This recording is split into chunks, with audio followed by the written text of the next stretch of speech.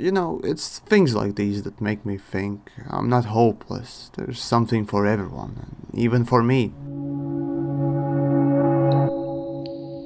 To be frank, I really didn't know I had any positive feelings left in me, but this little thing, this 20-minute animation found some. It's interesting to me that this is the second episode that actually moved me, though the main attraction means more to me. Both stories as well as characters in them made me, well, hopeful, I guess. For a being that grew up in somewhat secluded environment, void of many things, such things as love or friendship to me were just tools and substance. But now I do see them as something more. Still, I'm here to take a closer look at the story, and you know what? Let's get the negatives out the way first. Starting with a little trope that I noticed about the whole show. Romance or romantic love could not be executed well for the show. It all started with Hearts and Who's Day, then it went on with Equestria Girls and Flash Sentry. Even the recent Hard to Say Anything episode proved that romantic love would never be done well for the show, be that serious or even as a parody. All attempts of it just majestically failed, and I thought that'd be that.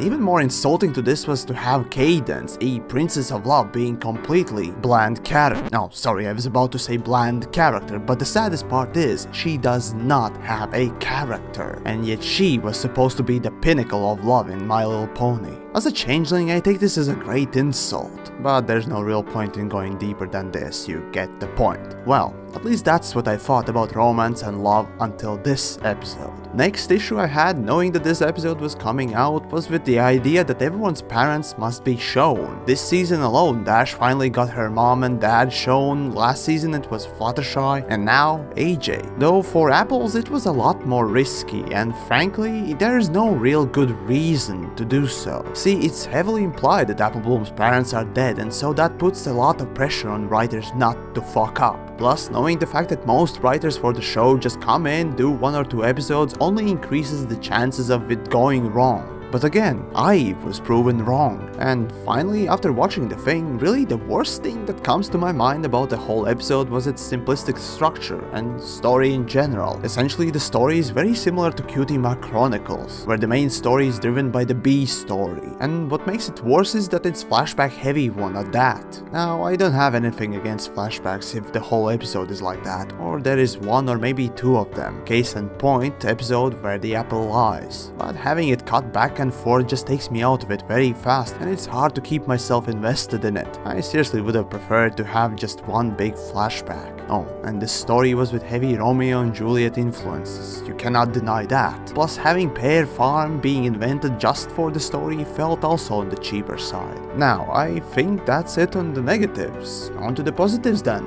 Well, sure, I kinda mentioned a few already, but here's my personal favorite thing about this episode. Writers not only created characters that fitted their roles, that is, didn't feel out of place, but also by the end of the story I cared about each and every one of them. Now that's impressive character establishment and use for a single 20-minute episode. I'm really surprised how well the story was directed. It's hard to believe that this is even My Little Pony, if I'm honest. Additionally, the story constantly had that dark tone looming over it. The whole Apple-Pear family conflict was one thing, but if you look a little deeper, you realize that Grand Pear in his anger, spite and arrogance left his daughter behind and never saw her again. Because of this, he missed out the most important moments of both his and Buttercup's lives. It's not quite clear, but it's possible that the day he left was the last day he saw his daughter. This realization, this sort of moment and story I never expected, let alone from such a show. It almost feels like the show's not made for kids anymore. And you know, it kinda makes me wish I had something like this to watch when I was growing up. Perhaps it would have made me a better person. Now, in the end, the episode's most certainly great, though not without its problems. Still, if there's one thing I'd like to end this with, it'd be simply this. Thank you.